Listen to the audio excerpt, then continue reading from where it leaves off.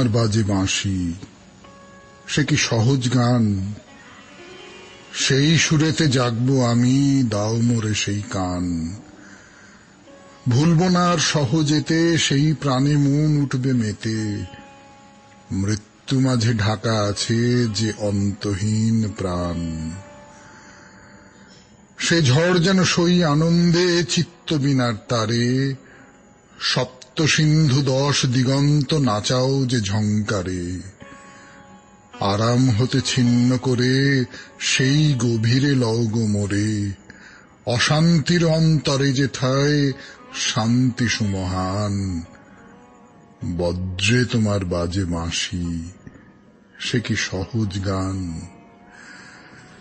সৌমিত্র বসু শুরু করলো তার কথা 92.7 বিগ এফএম এ শরণাগত অনুষ্ঠানে।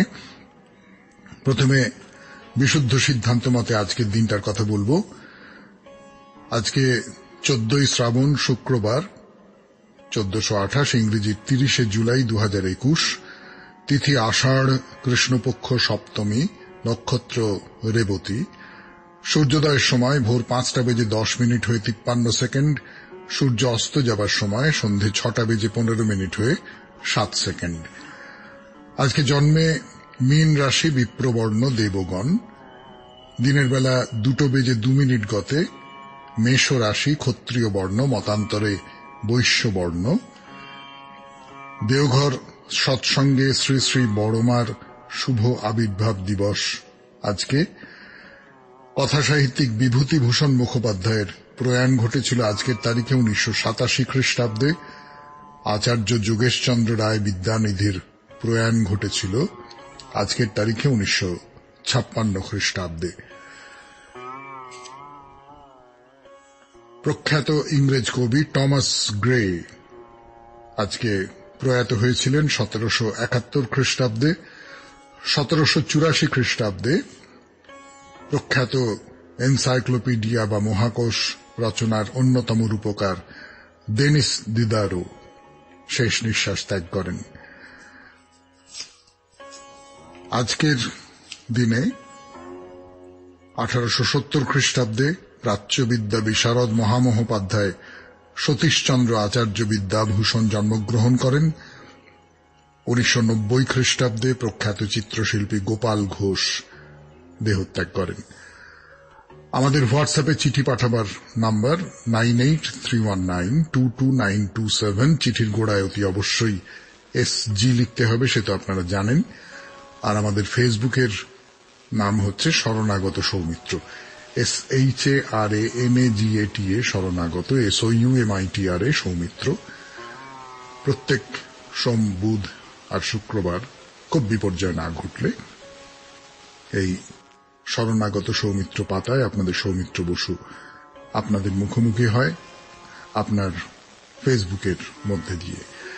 তাহলে এখন একটু গান শুনে নিই, গানের পর শুরু করব আজকের দিনটার বৈশিষ্ট্যের কথা এবং তারপর বলবো আজকের অনুষ্ঠান সম্পর্কে।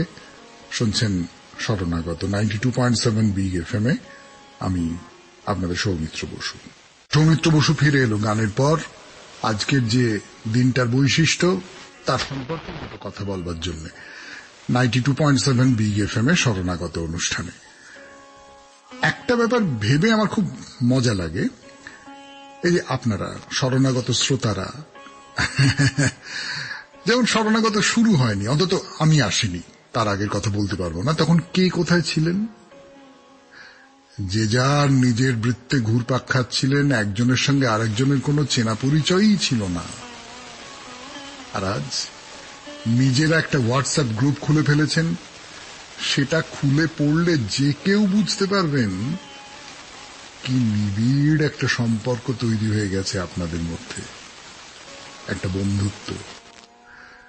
বন্ধুত্ব ব্যাপারটাই তো তাই, রক্তের সঙ্গে যুক্ত নয়, স্বার্থের সঙ্গে যুক্ত নয়, ভালোবাসা দিয়ে যুক্ত কয়েকজন মানুষ। অনেক সময় সারা জীবনের জন্য গাঁটছড়া বাঁধা হয়ে যায়। এই যে বিয়ে ব্যাপারটা কি? দুজন মানুষের মধ্যে, তার সূত্র ধরে দুটি পরিবারের মধ্যে বন্ধুত্বের বন্ধনই তো। ধরুন একটা সময়ের পর মা হয়ে যায় বন্ধু, এই যে আমার বাবা নিয়ে লিখেছেন অনেকে, বাবাও হয়ে যায় বন্ধু। বন্ধুত্বের ফাঁদ পাতা ভুবনে, আমরা সবাই তার মধ্যে কোনো না কোনো ভাবে ধরা দিয়ে বসে আছি।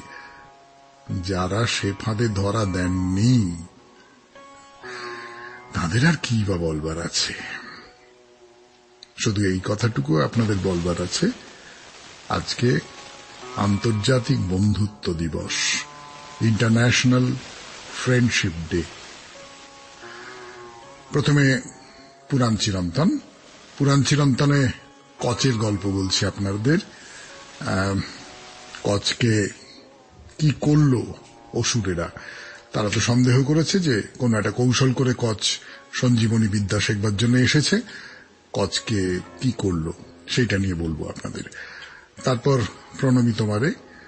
প্রণমী তোমারেতে রামকৃষ্ণ পরমহংসদেবের কথা বলছেন স্বামী বিবেকানন্দ তার প্রিয় শিষ্যাকে। বলছেন ঠাকুর রামকৃষ্ণ পরমহংসদেবের সঙ্গে একসঙ্গে ধ্যান করার অভিজ্ঞতার কথা। সে অতুলনীয় সেই সমস্ত অভিজ্ঞতা, বলবো সেই সমস্ত কথা। তারপরে হে মহাজীবন। হে মহাজীবনে তো গতদিনে আমরা একটু অন্যরকম করে সাজিয়েছিলাম, আমরা মহাজীবনের নামটা বলে দিয়েছিলাম, কারণ যে গল্পটা বলেছিলাম সেটা আমার খুব প্রিয় গল্প, অথচ সেটা নাম গোপন রেখে বলা যেতই না, মানে আমি অন্তত পারিনি। সেই জন্য আজকের হে মহাজীবনের প্রথম পর্বটা নিয়ে খুব কৌতূহল কিছু নেই।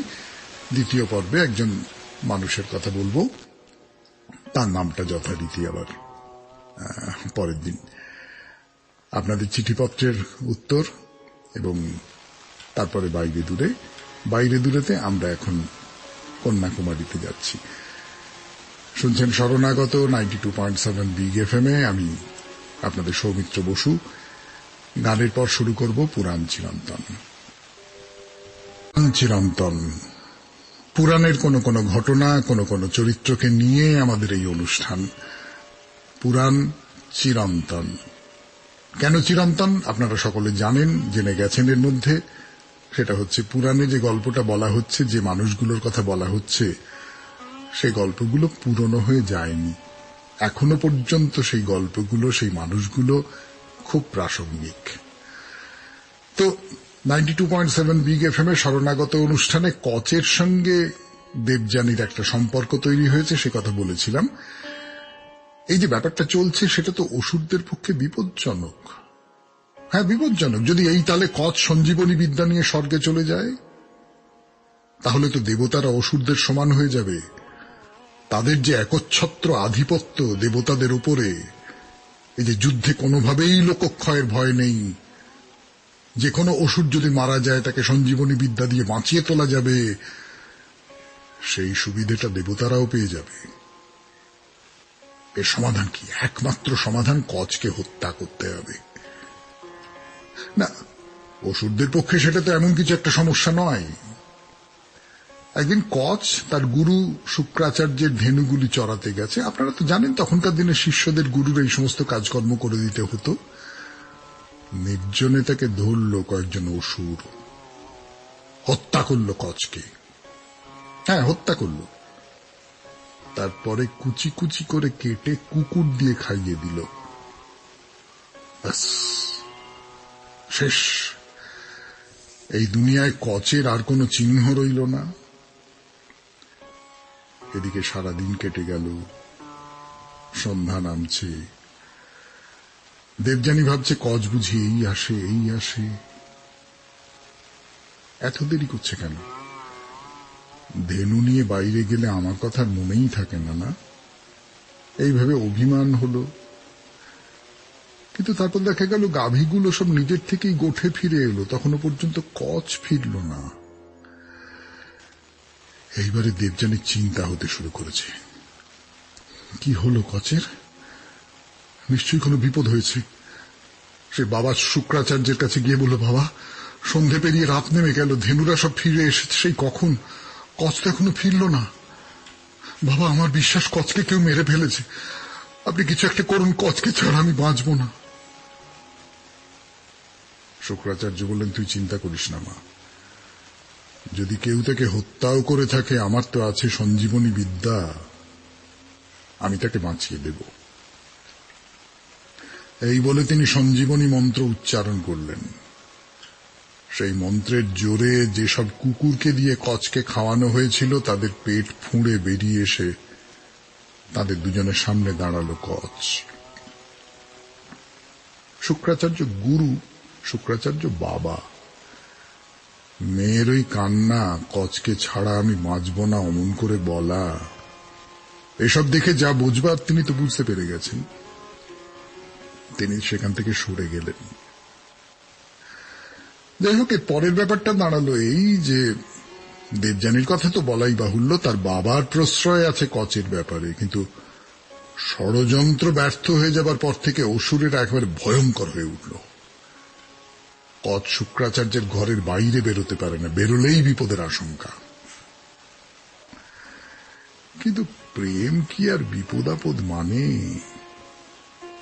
একদিন কচ বাইরে বেরোল, না গুরুর আদেশে নয়, দেবযানীর জন্য জঙ্গল থেকে ফুল তুলে আনবার জন্য। কি হলো তারপর বলবার জন্য সৌমিত্র বসু আবার ফিরে আসবে আগামীকাল 92.7 বিগ FM এ শরণাগত অনুষ্ঠানে। আপাতত প্রণামী তোমারে, স্বামী বিবেকানন্দ আর নিবেদিতা। আর আজকের প্রণামী তোমারেতে ঠাকুর শ্রীরামকৃষ্ণ পরমহংসদেব। প্রণামী তোমারে শুনছেন শরণাগত 92.7 বিগ FM এ। রামকৃষ্ণ পরমহংসদেবের কথা বলছেন স্বামী বিবেকানন্দ, তার গুরুর কথা, এবং বলছেন নিজের এক প্রিয় শিষ্যা নিবেদিতার কাছে। কেমন সে অভিজ্ঞতা কল্পনা করা যায়? স্বামীজি বলছেন ঠাকুর রামকৃষ্ণদেবের একটা অদ্ভুত দর্শন হতো। ধরুন তিনি ধ্যানে বসেছেন, বসামাত্র মগ্ন হয়ে যেতেন, সমস্ত বাইরের বোধ তক্ষুনি লুপ্ত হয়ে যেত। তখন দেখতে পেতেন একটা লম্বা সাদা সুতোর মতো কি তার শরীর থেকে বেরিয়ে আসছে। সেই সুতোর একেবারে শেষ প্রান্তে জ্যোতিপুঞ্জ। সেই জ্যোতি ক্রমশ বাড়ছে বাড়ছে, চরাচর ঢেকে ফেলছে। যখন চারপাশটা ছেয়ে গেল তখন সেই জ্যোতির মাঝখানের একটা অংশ যেন স্বচ্ছ হয়ে গেল। রামকৃষ্ণদেব দেখতেন সেই জ্যোতি সমুদ্রের ঠিক মাঝখানটিতে বীণা হাতে নিয়ে বসে আছেন জগৎজননী মা। বীণা বাজতে শুরু করল।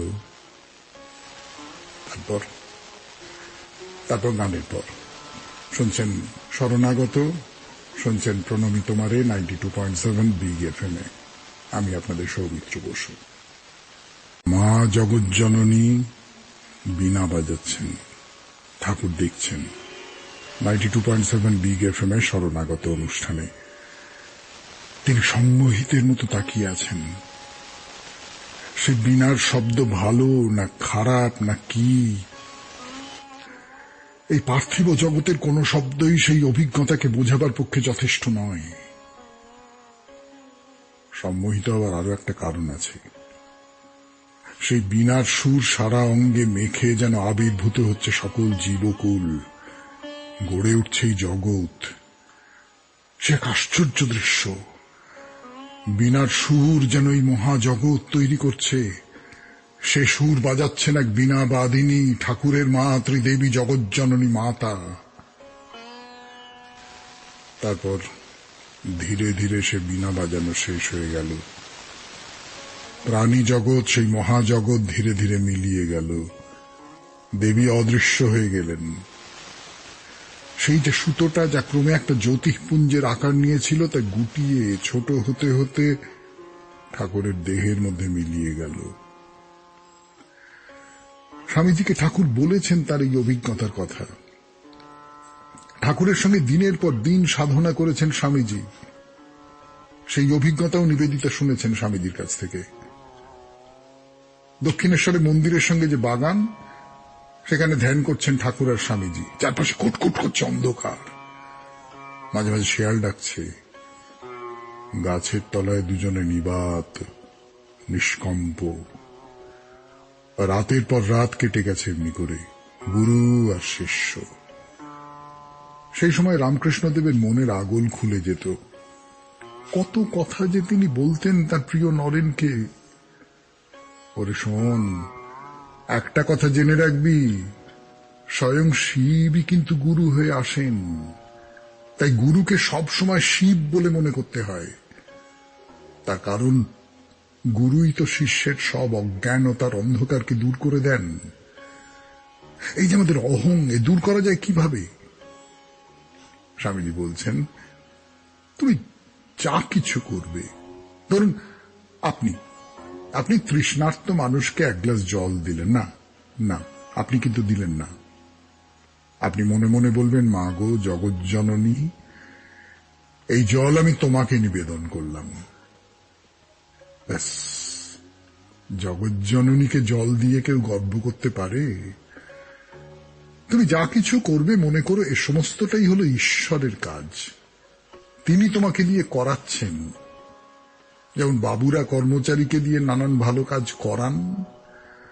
আমাদের কোনো কাজের ফল নেবার কোনো অধিকারই নেই। যে কোনো পুণ্য কাজের ফল নিতে পারেন একজন, যিনি অমর অক্ষর, যার কোনো লয় নেই, কোনো ক্ষয় নেই, কোনো মৃত্যু নেই, তিনি শিব। শিব। স্বামীজি বলতেন, যা কিছু করছো তা ওই পরম গুরু শিবের পায়ে সমর্পণ করে দাও। আর এই সমর্পণের সবচেয়ে ভালো সময় হলো যৌবনকাল। নিজেকে দান করার মতো মন তখনই থাকে মানুষের। যত বয়স বাড়ে তত বেশি করে সে মন স্বার্থপর হয়ে যেতে থাকে। শেষ হল প্রণমী তোমারে। এরপর হে মহাজীবন 92.7 বিগ এফএম এ শরণাগত শুনছেন আপনারা। শুনছেন সৌমিত্র বসুর কথা, আর বাকিটা ভরে আছে গান দিয়ে। কার নাম বলা হবে, কার নাম বলা হবে? আপনি যেটা আন্দাজ করেছিলেন সেটা ঠিক কিনা, কিন্তু আজকের হে মহাজীবনে আর কোনো কৌতূহল নেই, কারণ আগের দিনে তো কাকে নিয়ে হে মহাজীবন তো বলেই দেওয়া হয়েছে। কিন্তু একটা কথা বলতে চাই বিশেষ করে, বিদ্বান মানুষ ছিলেন ঈশ্বরচন্দ্র বিদ্যাসাগর, হ্যাঁ নিশ্চয়ই নিশ্চয়ই, কোনো সন্দেহ নেই তাতে। কর্মী মানুষ ছিলেন, তাতেও কোনো সন্দেহ নেই।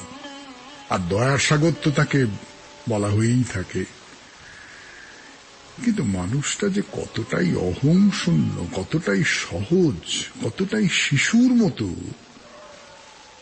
তার একটা অসাধারণ উদাহরণ কালকের ওই গল্পটা, তাই না?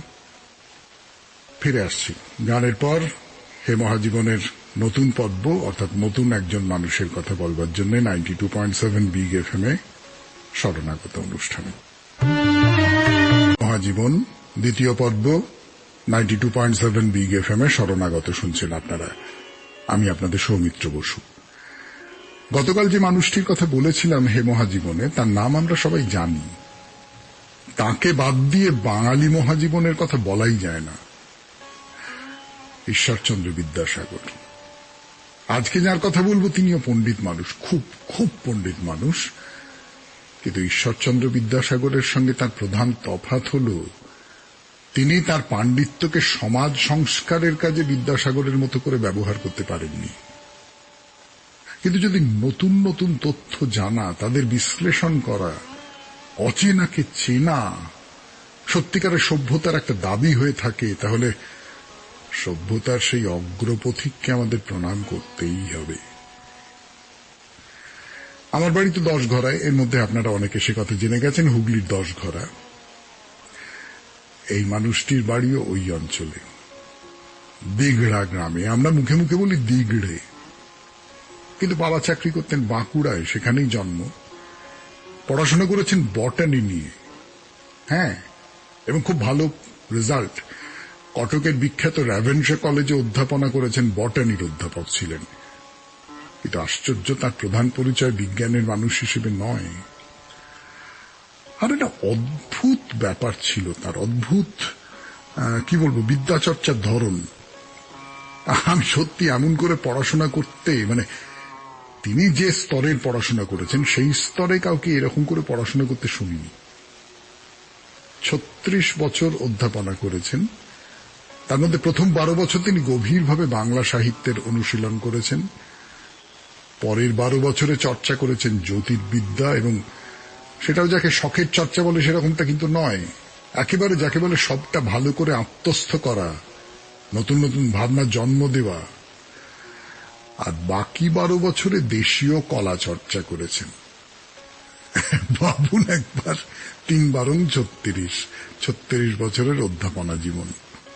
না, এমনটা নিশ্চয়ই নয়, হওয়া সম্ভবই নয় হয়তো যে 12 বছর মানে এক যুগের পরে তিনি আর আগের বিষয়কে ছুঁয়ে দেখলেন না, তেমনটা নয়, কিন্তু তার প্রধান আগ্রহের জায়গাটা সরে গেল। এইবার তাহলে ভাবুন, বটানির অধ্যাপক তিনি হয়ে দাঁড়ালেন বাংলা সাহিত্যের একজন অন্যতম প্রধান জ্ঞানী মানুষ। সেই যুগের সব বিখ্যাত পত্রিকায় নানান বিষয় নিয়ে প্রবন্ধ লিখছেন। তার মধ্যে আপনাদের বলি, উড়িষ্যার দুজন জ্যোতির্বিদ, উড়িষ্যার একজনের নাম চন্দ্রশেখর, অন্যজনের নাম হল পঠানি সামন্ত। তিনি তাদের জীবনচরিত লিখলেন ইংরেজিতে। তার মানে কি, তাদের যে অবদান একটা ছোট্ট জায়গার মধ্যে আটকা পড়েছিল, তাদের এনে দিলেন বিশ্বের দরবারে।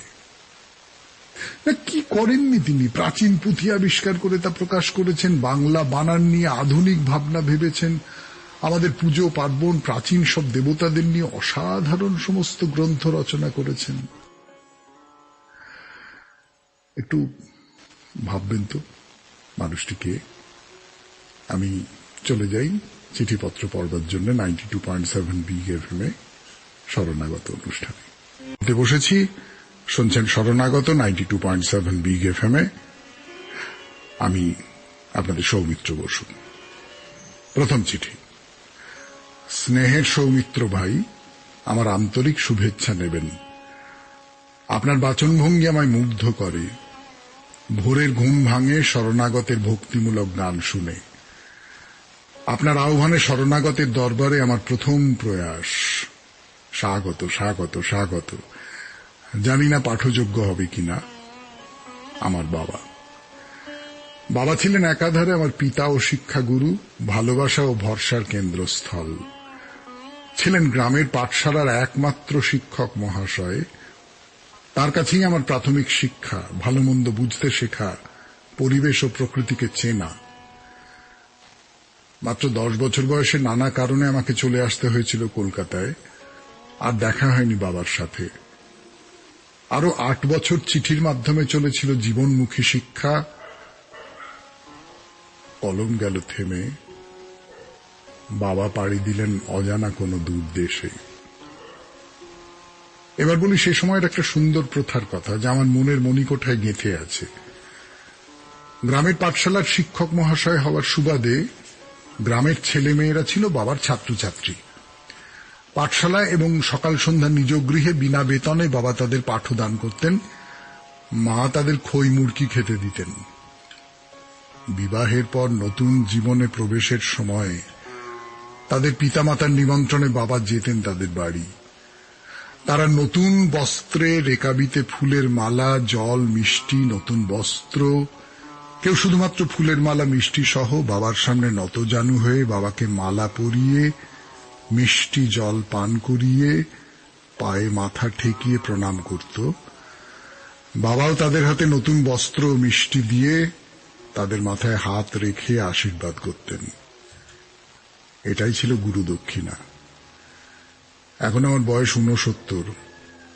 জানি না এ প্রথা এখনো কোথাও আছে কিনা। এই স্মৃতিচারণ শরণাগত সৌমিত্রের মাধ্যমে পাঠালাম সকল শ্রোতাদের দরবারে। ভালো থাকবেন সবাই। মিনতি বোস, কোন্নগর, হুগলি। বাহ, না আমি সত্যি জানি না এরকম প্রথার আছে কিনা। আজকের যে শিক্ষা ব্যবস্থা, সেই শিক্ষা ব্যবস্থায় এরকম একটা সুন্দর মিষ্টি শ্রদ্ধাবনত প্রতিক্রিয়া ছাত্রদের, সেইটা আদৌ সম্ভব কিনা তাও জানি না, কিন্তু বড় সুন্দর, বড় সুন্দর, বড় সুন্দর। মনটা খুব ভালো হয়ে গেল। পরের চিঠি। দাদা, আপনি আমার প্রণাম নেবেন। বাইরে দূরে অনুষ্ঠানের মাধ্যমে আমার কাশ্মীর যাওয়া হলো। শুধু বেড়ানো নয়, অমরনাথ যাত্রাও শুরু হয়েছে। যাত্রাপথে শুধুমাত্র হোটেল নয়, তাঁবুতেও রাত্রিবাস করালেন। আমার পাঁচমারিতে তাঁবুতে থাকার কথা মনে পড়ে গেল। ঘন জঙ্গলের মধ্যে ছিলাম। আপনি যখন নদীর সামনে দাঁড় করালেন, আমি তো জলে পা ভেজাতে যাচ্ছিলাম। আপনি বারণ করলেন, তাই আর দিতে পারলাম না। কিন্তু একটা আঙুল ডুবিয়েছি আপনাকে লুকিয়ে, যা ঠান্ডা, সারা শরীর কেঁপে উঠল। বলেছিলাম না করবেন না, দেখলেন তো অবাধ্যতার শাস্তি। চা গরম গরম পান করে ধাতস্থ হলাম। বেশি কিছু লিখলাম না, অনেক কথা লেখা ছিল। আপনার লাইভ অনুষ্ঠানে যাচ্ছি। আপনাকে ও শরণাগত পরিবারের সবাইকে শুভরাত্রি ও শুভ সকাল জানালাম। রুবি সাধু, বাঁশবেড়িয়া, হুগলি। খুব ভালো, খুব মজার চিঠি। এই মজার চিঠি দিয়েই শেষ করি আজকের চিঠিপত্রের ঝাঁপিয়ের পর বাইরে দূরে 92.7 বিগ FM এ শরণাগত অনুষ্ঠানে কন্যাকুমারী 92.7 বিগ FM এ শরণাগত অনুষ্ঠানে পাহাড় পার হয়ে এখন আমরা সমুদ্রে। কন্যাকুমারীর ইতিহাস তো জানা হলো, তার মানে হোমওয়ার্ক শেষ। এইবার তাহলে যাত্রা শুরু করা যাক। এরোপ্লেনে যদি যান তাহলে আপনাকে নামতে হবে ত্রিবান্দ্রমে। সেখান থেকে একটা ক্যাব বা গাড়ি যা ইচ্ছে ভাড়া করে চলে আসুন। এই 90 কিলোমিটারের মতো দূরত্ব, কতক্ষণ আর লাগবে। শুরুতেই প্লেনের কথা বললাম, তার কারণ ট্রেনে যাওয়াটা যাকে আজকালকার ছেলেপুলেরা বলে চাপের। কোন দূর তামিলনাড়ু। কলকাতা থেকে কন্যাকুমারীর দূরত্ব হবে কম বেশি 2350 কিলোমিটার। হ্যাঁ, মানে গাড়ি করে যদি যান, গাড়িতেই সময় লাগবে 44 ঘন্টা। ট্রেনে তো আরো একটু বেশি লাগার কথা। আর আপনাদের কি হয় আমি জানি না, ট্রেনটা একটা বন্ধ খাঁচার মধ্যে, সেখানে দুদিন ধরে বন্দী হয়ে থাকতে বড্ড কষ্ট হয়। তবু মধ্যবিত্ত বাঙালি, প্লেনের নাম শুনলে একটু তো বুক দূর দূর করেই। ট্রেনই সই। ট্রেনে করেই গিয়ে পৌঁছলেন কন্যাকুমারী। তারপরে কি হলো? ফিরে আসছি গানের পর। শুনছেন শরণাগত 92.7 বিগ FM এ। আমি সৌমিত্র বসু, এখন আছি বাইরে দূরে একেবারে শেষ পর্বে। যেটা বলছিলাম আপনাদের 92.7 বিগ FM এর শরণাগত অনুষ্ঠানে ট্রেনে যদি আসেন, কন্যাকুমারী স্টেশনে নামলেন, বাইরে এলেন, দারুণ লাগবে কিন্তু স্টেশনটা খোলা ফাঁকা। আর দক্ষিণ ভারতে তো একটা ব্যাপার রয়েছে, যে কোনো জায়গাকেই ওরা খুব পরিষ্কার পরিচ্ছন্ন করে রাখতে জানে, পরিষ্কার এবং পবিত্র। হ্যাঁ, আমার কিন্তু মনে হয় মানে ওরা একটু বেশি ধার্মিক, একটু বেশি করে ফুল বা চন্দন বা ধূপ এইসব ব্যবহার করে বলে আমার একটা ধারণা তৈরি হয়েছে, কেন জানি না। স্টেশন থেকে অটো করে বাস স্ট্যান্ড, সেখানে বিস্তর হোটেল আছে, কারণ বহু পর্যটক তো আসেন এই অসাধারণ সুন্দর এবং পুণ্যময় ভূমিটিকে দর্শন করতে। এখন কন্যাকুমারীতে আসা কিসের জন্য? প্রথম আকর্ষণ তো সমুদ্র। তাহলে হোটেলে গিয়ে একটু যাকে বলে ফ্রেশ হয়ে যাওয়া, সেই সমস্ত করে চলে আসুন সমুদ্রে। না, আপনি সমুদ্র অনেক দেখেছেন ঠিক, কিন্তু দুটো কথা বলবার আছে। এক নম্বর কথা হলো, যতই দেখুন সমুদ্র তো কখনো পুরনো হবে না। আর দু নম্বর কথাটা হলো, একটা সমুদ্র তো অনেক জায়গাতেই আছে, কিন্তু ভারতের একেবারে প্রান্তে দাঁড়িয়ে তিনটে সমুদ্রের মিলনকে চোখে দেখা, হু হু হাওয়ার মধ্যে সেই বিশালের ধারে দাঁড়িয়ে অনন্তকে অনুভব করা, এ তো একেবারে অন্য রকমের একটা অভিজ্ঞতা না? সমুদ্রের ধারে দাঁড়িয়ে ভালো করে লক্ষ্য করুন, পাড়ে প্রচুর পাথর ছড়ানো আছে, আর সেই সব পাথরে বাধা পেয়ে সমুদ্র তার ফেনা মাখা শরীর তুলে ফুঁসে ফুঁসে উঠছে। আপনার মনে পড়ে যেতে পারে এটা আসলে পাথর নয়। পার্বতীর বিয়েতে অতিথি অভ্যাগতদের খাওয়াবার জন্য চাল আনা হয়েছিল। শিব ঠাকুর এলেন না, এইসব চাল ছুঁড়ে ফেলে দেওয়া হলো। ক্রমে ক্রমে তারা সব পাথর হয়ে গেল। সমুদ্রের জলটা ভালো করে দেখুন, কি পরিষ্কার স্বচ্ছ জল। জলের তলায় পাথর বলুন, শামুক, ঝিনুক, সব একেবারে পরিষ্কার ভাবে দেখা যাচ্ছে। চান করতে ইচ্ছে করছে না? আরে সমুদ্রের ধারে আসবেন না, চান করবেন না তো কি হয়? ফলে সমুদ্রের ধারে যখন আসবেন তৈরি হয়েই আসবেন। ওই দেখুন না, বহু মানুষ চান করছেন। ওই যেখানে বসে ধ্যান করেছিলেন বিবেকানন্দ, এখন তার নাম বিবেকানন্দ রক। এত দূর থেকে দেখা যায় স্বামীজির বিশাল মূর্তি আকাশ আড়াল করে দাঁড়িয়ে আছে। যাবেন তো ওখানে? Steamer ready. বেশিরভাগ বাঙালি এখানে আসেন অক্টোবরে, পুজোর সময়। তা সেই সময়টা খুব ভিড় হয় পর্যটকদের। আপনাকে সেই সময় এলে বেশ কিছুক্ষণ লাইনে দাঁড়িয়ে থাকতে হতে পারে। ভয় নেই, দিব্যি একটা ঘরের মতো সেখানে বসবার জায়গা টায়গা রয়েছে। দাঁড়িয়ে দাঁড়িয়ে কোমর টনটন করবার কোনো গল্প এখানে নেই। স্টিমারে উঠলেন, কতটুকুই বা রাস্তা, 500 মিটারের মতো। 10 মিনিটের মধ্যেই পৌঁছে যাবেন বিবেকানন্দ রকে। তারপর আজকে নয়, আবার আগামীকাল 92.7 বিগ এফএম এ শরণাগত অনুষ্ঠানে। আমাদের হোয়াটসঅ্যাপে চিঠি পাঠাবার নাম্বার 9831922927।